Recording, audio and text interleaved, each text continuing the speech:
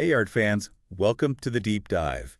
Today we're going to tackle visual literacy, especially for you grade 12 art students getting ready for that big exam. That's right. If question 1 on visual literacy is giving you a headache, hmm don't worry, we're here to help. We'll be looking at the study guide, practice test, and even checking out a completely random artist. Yeah, By the end, you'll be totally prepped to nail that exam question. absolutely. It's like being an art detective. Got to find those little details, those clues, and understand what they all mean. Exactly. Like, why is that brushstroke right there? Why that color? It's all got to be connected. Yeah, Our handy study guide gives us the elements of art. Think of them like your tools. Line, shape, form, space, texture, value, and color. exactly. And your practice test showed you how to use those elements with Chriselle Atwell and her work with stone and glass. Oh, Adwell's work is really interesting. She sees these materials as being like totally connected, right? Born from the same earth. And you see that in her sculptures and her paintings. Yeah, it's not just about using them together, it's about what they mean. Stone is strong, lasts forever, but glass, it feels delicate, temporary. When she puts them together, it's like a conversation between these opposites. I see. Remember that practice test question about her sculpture? hmm Ghosts of Stone V.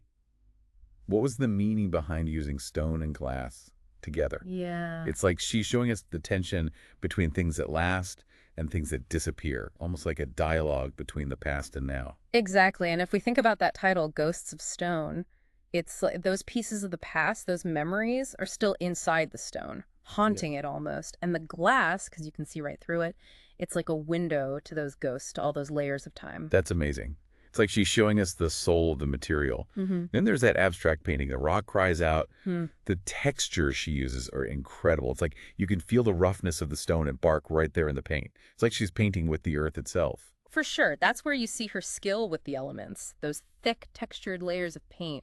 You really get the sense of the earth, not just seeing it, but like feeling its weight and history. This makes so much sense. Yeah. But how do we take all this detective work and actually write it down as an exam answer? Well, I gotta approach each artwork like a detective would.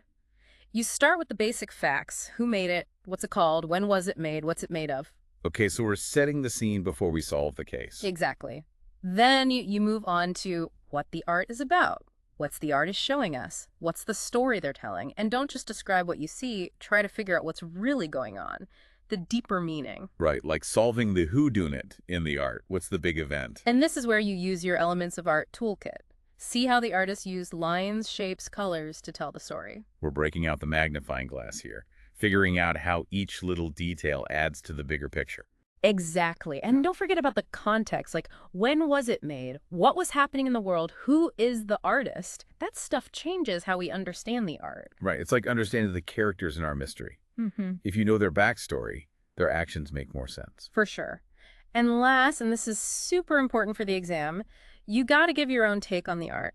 What stuck out to you? How did it make you feel? Just make sure you can back up what you say with stuff you actually see in the artwork. Like presenting your case to a jury. We've got all the clues, and now it's time to convince everyone. Exactly. Now, before we move on to our mystery artist, let's recap how to analyze a piece of art, just like a pro. Yeah, let's nail down those steps. First, you lay the foundation, get those basic facts straight. Mm-hmm. Then we dig into what it's about, the story behind it. Okay. Third, we analyze those elements, how they all fit together. Right. Then we zoom out, think about the context, get that deeper understanding. Mhm. And finally, share your own thoughts, but back them up with evidence. Perfect. So we've cracked the code of Chriselle Atwell's work, and now we're going to try it out on a whole new artist. Get your detective hats on because it's time for a brand new art mystery. This next part, we'll see if you can use everything we just learned, so get those brains warmed up. All right, are you ready for a challenge, art detectives? We're going from sculptures and paintings to something totally different. Get ready to meet Mary Mattingly and her artwork, Swale. It's a floating food forest. Hold on, a floating food forest. What is that? That sounds amazing. Tell me more. I'm picturing like a giant raft just covered with trees, like from a fairy tale or something. It's pretty close to that, actually. So Swale is this barge, and it docks at different spots around New York City, and she's turned it into, like, this public garden you can eat from. You've got fruit trees, berry bushes, all kinds of herbs and vegetables all growing on this floating oasis. Whoa, that's so cool. But why a barge? Why not just, plant a regular garden on land? Well, that's where things get interesting. Mattingly's work is all about food access, making sure everyone has access to fresh food and sustainability. And here's the thing.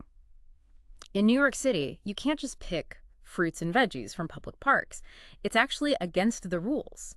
So she built Swale as a way to give New Yorkers free, fresh produce. So she's like protesting with a floating garden. Yeah, kind of. That's really clever. Yeah. But how does this, this floating garden fit in with everything we've been talking about, those elements of art? It's not a painting or a sculpture. Right. And that's where we need to think about the elements of art a little differently. So the barge itself, think of that as the form. It has a shape and a purpose. Huh. And how she arranges the plants, that makes all these different patterns and shapes. And then you've got textures everywhere. The metal of the barge, the leaves of the plants. I get it. It's like she's creating an experience with these elements. You Yeah. can walk through this artwork, touch it, even eat from it.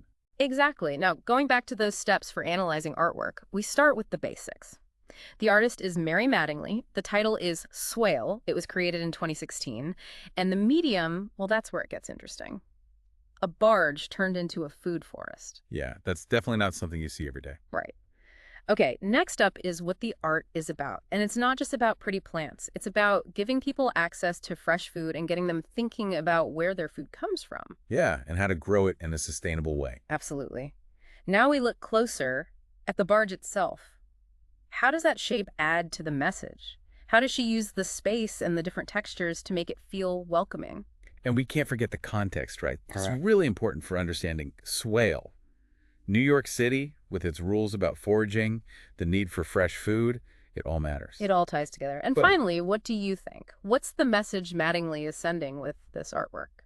For me, it's about how art can be more than just something pretty to look at. It can have a purpose, make you think, even feed you. It really makes you rethink what art can be. Now, let's compare this to Crucell Atwell's work. On the surface, they seem totally different. Stone and glass sculptures versus this floating garden. But what's similar about them? It's a good question. Well, both artists are really connected to nature, right? And they use their art to explore that connection. Exactly.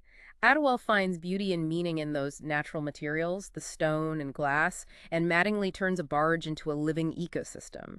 They're both challenging us to see things differently, how we relate to nature. This is all making so much sense. It's like we're getting better at understanding any kind of art, even if it's really unusual. That's the goal. And remember, this is exactly what question 1 on your exam is about. Understanding how those elements, the subject matter, and the context all come together to create meaning.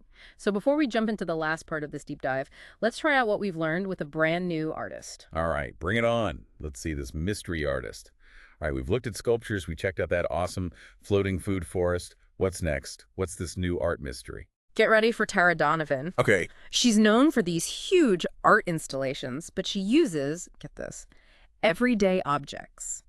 She turns the boring stuff into something spectacular. Everyday objects. Like what do you mean? Okay, imagine walking into a gallery and you see these giant towers, but they're made entirely out of plastic cups. Or picture a landscape shimmering, and it's all made from thousands and thousands of toothpicks. That's Tara Donovan. Really? Yeah. She takes things we see all the time, mass-produced stuff, and she uses them to create these massive, amazing, immersive installations. That's wild. But how does she even do that? Does she like glue them all together or something? Or like weld them? Yeah. How does she make these things stand up? That's the crazy part. She doesn't use glue, no welding, none of the usual sculpting techniques. It's all about how she arranges them, stacks them, layers them, and somehow she creates these unbelievable shapes and patterns. Wow, that's just, I can't even imagine. It's like she's building these structures out of thin air. So how do we analyze this kind of art? It's not like anything we've seen before. Where do we even start? Same process as before, we just got to think about it a little differently. So, basic facts first. Tara Donovan makes these big installations and she uses everyday objects. Okay, that part seems straightforward. What about like the subject matter? If it's just a million plastic cups, is that the subject? Just cups. That's where it gets really interesting. It's not about the object itself, it's about how it's transformed. Think about it, those cups, just by arranging them carefully, she turns them into something totally different, something huge and beautiful. So the subject is like the change. How she takes something ordinary and makes it extraordinary. Exactly. And now think about those elements of art. Line, shape, form, texture. She's using them all, but in a way you wouldn't expect. Those cups become flowing lines, they make towers and caves, they even change how the light and shadows look. Wow, It's like she's showing us a whole new way to use those elements. That's it. And remember the context. We live in a world of mass production consumerism. We're so used to just throwing things away. Donovan's work, it makes you stop and really look at these things, see the beauty in them. I see, like she's giving these everyday objects a whole new importance. Exactly. And that's what you got to do for your exam. Use these same skills no matter what kind of art you're looking at. Look for those elements. Think about the subject, the context, and don't be afraid to say what you think, what it means to you. This has been so cool. We started with, the typical sculptures, and we had that floating garden. Now we've got these huge installations made of everyday stuff. I feel like I can look at art with new eyes now. And that's what's important. These skills you're learning, you can use them for any kind of art, not just for the exam. The more you practice, the better you'll get at analyzing and really understanding art. So for everyone getting ready for that final exam, remember those key steps. Figure out the basic facts, what's the art about, analyze those elements, think about the context, and then tell us your take on it. Yeah, and with a little practice and a keen eye, you'll ace that visual literacy question. No problem. And who knows, maybe you'll even get inspired to create your own art, transform the everyday into something extraordinary. That's all for our deep dive into visual literacy. We hope you enjoyed it and that you feel ready to tackle that exam. Remember, art is everywhere, just waiting for us to discover it and understand it. So keep looking at the world with those art detective eyes, and we'll see you next time.